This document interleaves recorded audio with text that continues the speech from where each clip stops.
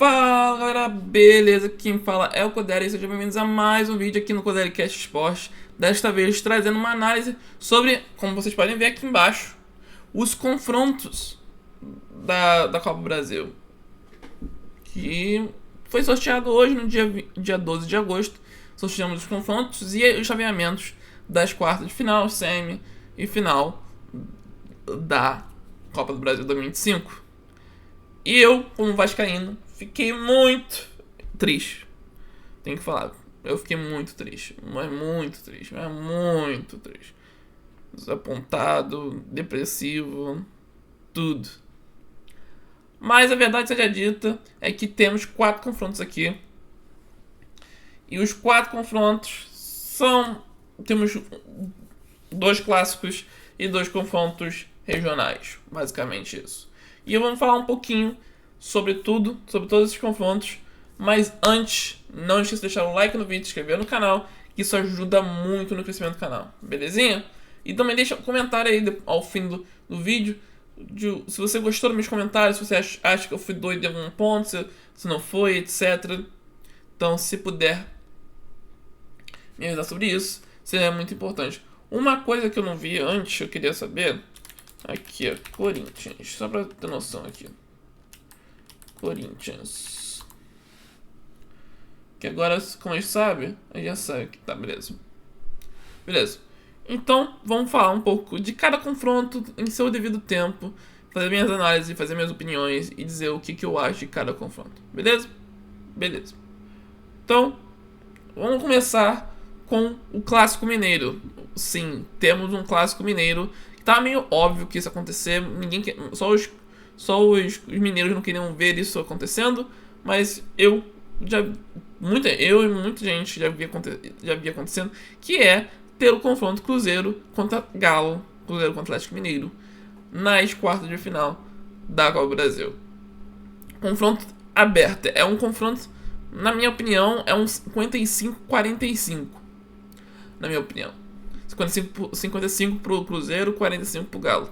Por que isso? Porque pra mim o Cruzeiro tem um time melhor do que o Atlético Mineiro. Pra mim o Cruzeiro tem da onde tirar mais do que o Atlético Mineiro. E eu sei que é clássico, então meio que o clássico nivela pra 50-50 por ser tão próximo. Por ser tão próximo a distância, meio que o clássico faz com, e ser mata-mata faz com que eles sejam 50-50. Mas...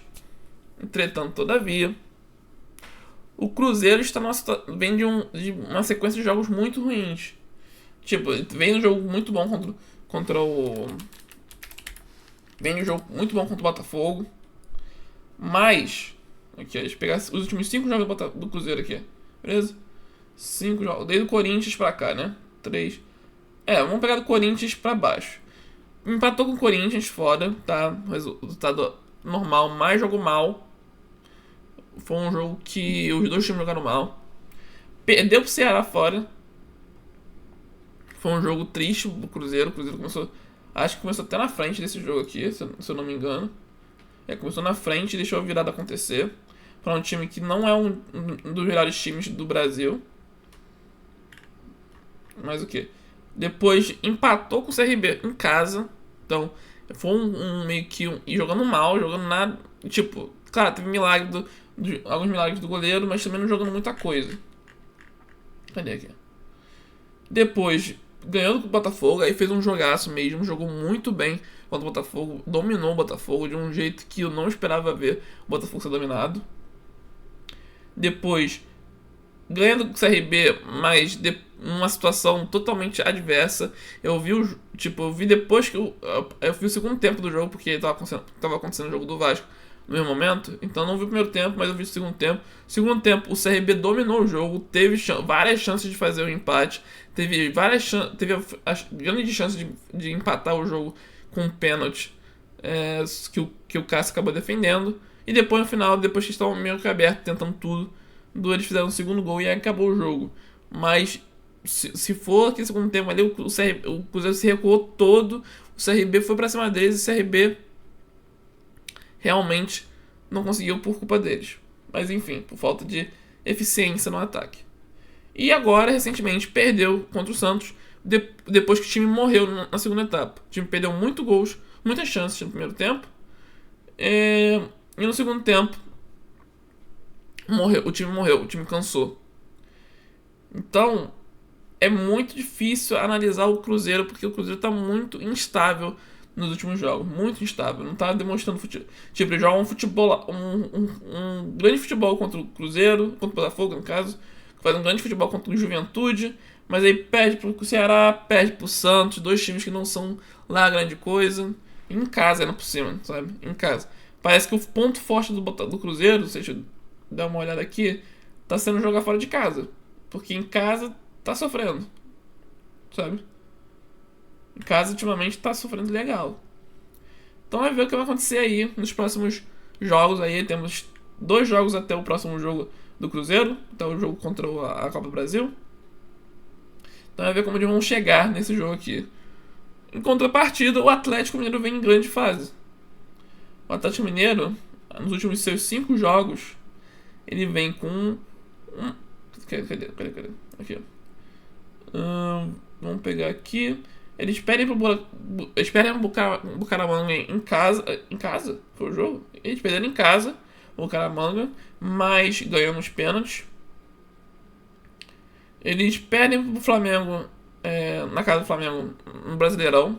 Ganham do Flamengo na casa do Flamengo na Copa do Brasil.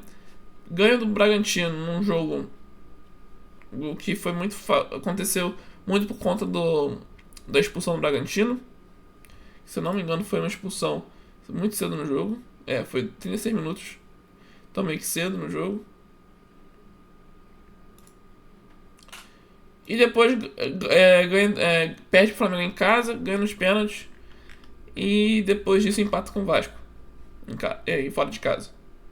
Em que o Vasco, na minha opinião, mandou no jogo, jogou melhor do que o Galo, na minha opinião. Jogou muito melhor. Na minha opinião, o Vasco só perdeu muito gol, mesmo como sempre, como tem sido o caso do Vasco nas últimas rodadas, nos últimos jogos, etc. Então, devido em um momento, o Atlético Mineiro está um pouquinho assim. Acho que vou botar 50-50. Acho que pode dar qualquer um. Meu palpite, vendo outras coisas, meu palpite, eu acho que o Galo passa, tá? Se eu fosse ter que palpitar aqui, se eu fosse ter que betar aqui, o Galo passa aqui pra mim. Pra mim, eu iria no Galo. Beleza? Beleza. Agora, indo pro segundo confronto na mesma chave.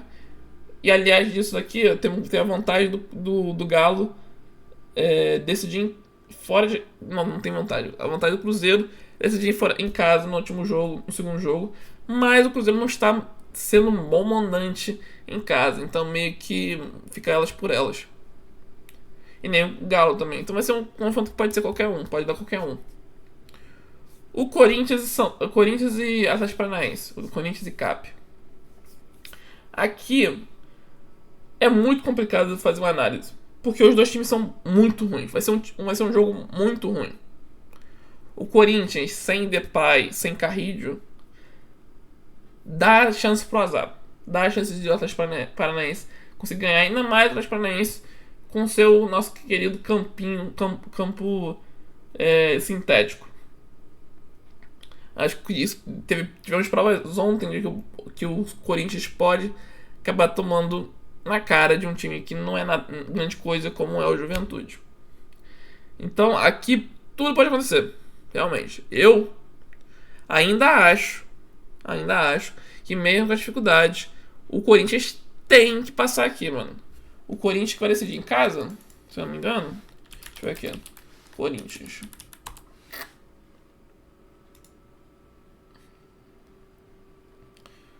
Corinthians que vai decidir em casa o jogo. Ou seja, é só não sofrer uma goleada, ou só não sofrer tanto fora de casa, ou tanto no gramado sintético. É só segurar o Atlético Paranaense fora de casa que eles vão conseguir classificar. Era esse o plano do Corinthians.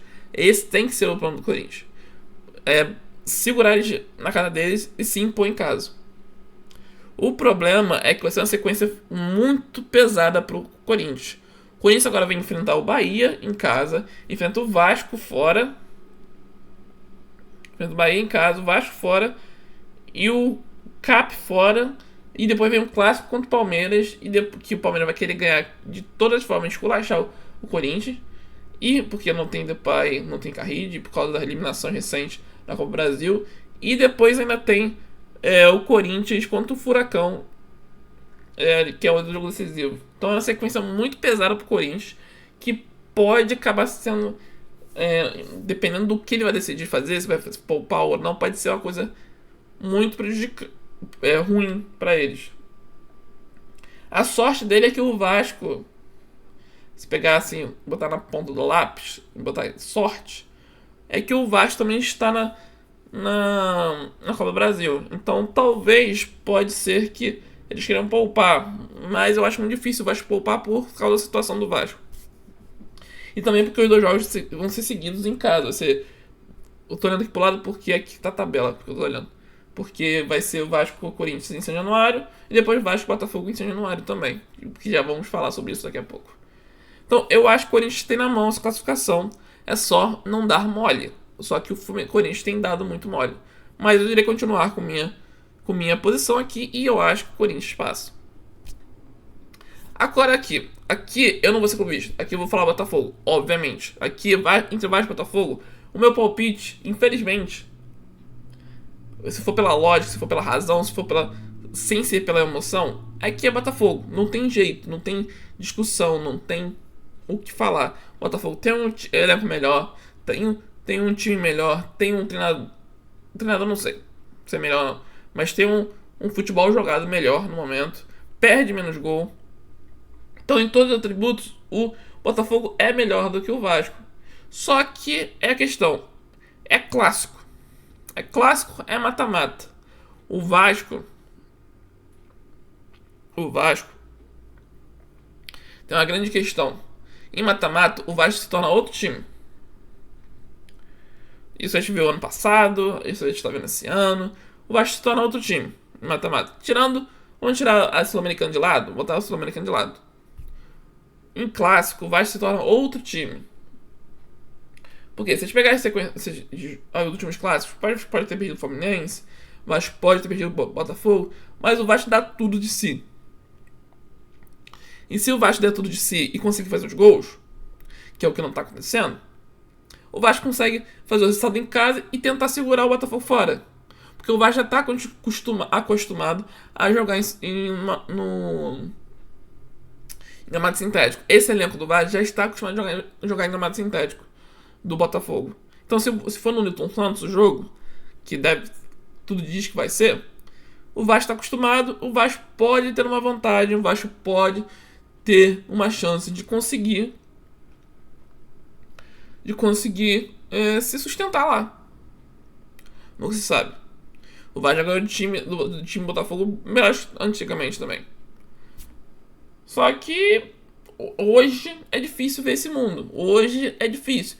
Num mundo que o Vasco já tem os seus reforços até dia 27, que são 2 semanas, daqui pra depois, o Vasco pode estar com seus reforços, estar com um time melhor. Pode. Mesmo tempo que então, também não pode. Pode não estar. E aí, jogar com esse time mesmo? Vai saber. O meu medo é não ter Ryan pro jogo de volta. Por causa da Mundial e tal. Quando que é o Mundial Sub-20? Mundial Sub-20 2025. Aqui, 2020, dia 27. Ah, dia 27, final do mês. Ah, tá tranquilo. O problema vai ser pro jogo do Fluminense mesmo. Se vai passar pro Fluminense. A gente tá tranquilo pra essa primeira fase. Enfim, não tem muito o que falar. É isso. Aqui é o Botafogo que, se eu vou torcer pro Vasco, obviamente, eu vou estar gritando, eu vou estar sem voz, eu vou estar querendo que o Vasco passe porque eu quero ver o meu time ser campeão de novo. E se a Copa do Brasil é o único título que o Vasco consegue ganhar, paciência. Porque o Vasco ganhou em 2011. Então, 2011? 2010? 2011, né? Copa do Brasil 2011. É isso mesmo, 2011. Então, se o Vasco quiser ganhar de novo, quem sou eu, né? E eu acho que o Vasco pega. O lado do Vasco, o lado do Botafogo, é o lado mais fácil, na minha opinião. Na minha opinião, é o mais fácil. E aqui, entre Fluminense e Bahia. Entre Fluminense e Bahia. O Fluminense decide em casa o jogo. O Fluminense tem uma sequência pesadinha. Por que eu digo pesada? Porque o Fluminense tem o Sul-Americano. O Fluminense tem Sul-Americana, tem Brasileiro, tem Sul-Americana de novo, depois tem Copa do Brasil. Vai ter uma sequência muito pesada pro Fluminense. O Fluminense não tem pausa. Ao contrário do Vasco, que tem a pausa. O Botafogo e o Fluminense não tem pausa. Esse é um ponto também que pesa pro Vasco. Do lado do Vasco, são todos os times que, tirando o Bahia, né? A situação do Bahia e o Vasco são meio que similar. Os dois só tem duas competições, tirando que o Vasco tá lá embaixo, o Bahia tá lá em cima no Brasileiro. Mas os dois só tem essas duas competições, ou seja, tem tempo de descanso, na minha opinião. Os dois têm tempo de descanso, tirando ao contrário do Botafogo e Fluminense, que vão ser exigidos pra caramba em termos físicos. Por exemplo, Botafogo vai pegar a LDU, não vai? Não é isso? Quinta-feira pega a LDU, pô. Pega a LDU, pega a quer dizer, não, na verdade é outra coisa. Na verdade, eles pegam a LDU na quarta, na quinta, aqui no Rio. Enfrenta o Palmeiras no Rio também.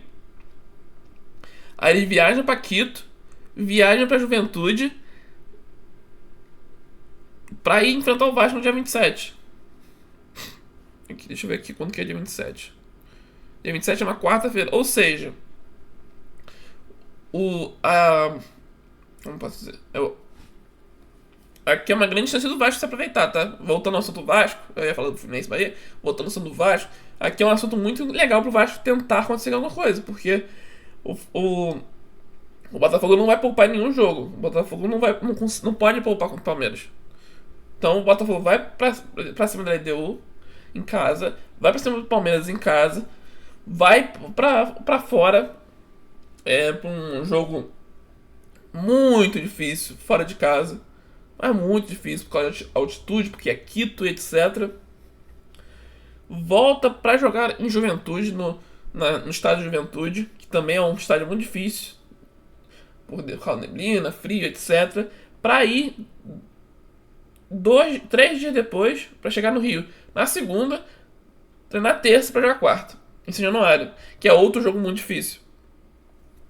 Então o Vasco tem um cenário, vamos botar assim, o Vasco tem um cenário que dá pra se aproveitar. Eu acho ainda muito difícil o Vasco classificar, sim, mas o Vasco tem que jogar vida em casa. O Vasco tem tipo, se tiver a oportunidade de meter uns 3-0 ou 4-0 contra, cara, eu não vejo um mundo disso acontecendo. Só se tá todo mundo morto do Botafogo devido a essa sequência enorme do Botafogo, muito difícil de controlar a carga e tal. Claro, eles podem poupar contra a Juventude e seja o que Deus quiser. Mas, tipo, sei lá. É um mundo do Vasco. O mundo do Vasco se classificar é o Vasco decidir em casa o jogo. O Vasco chegar em casa, meter 2 ou 3-0.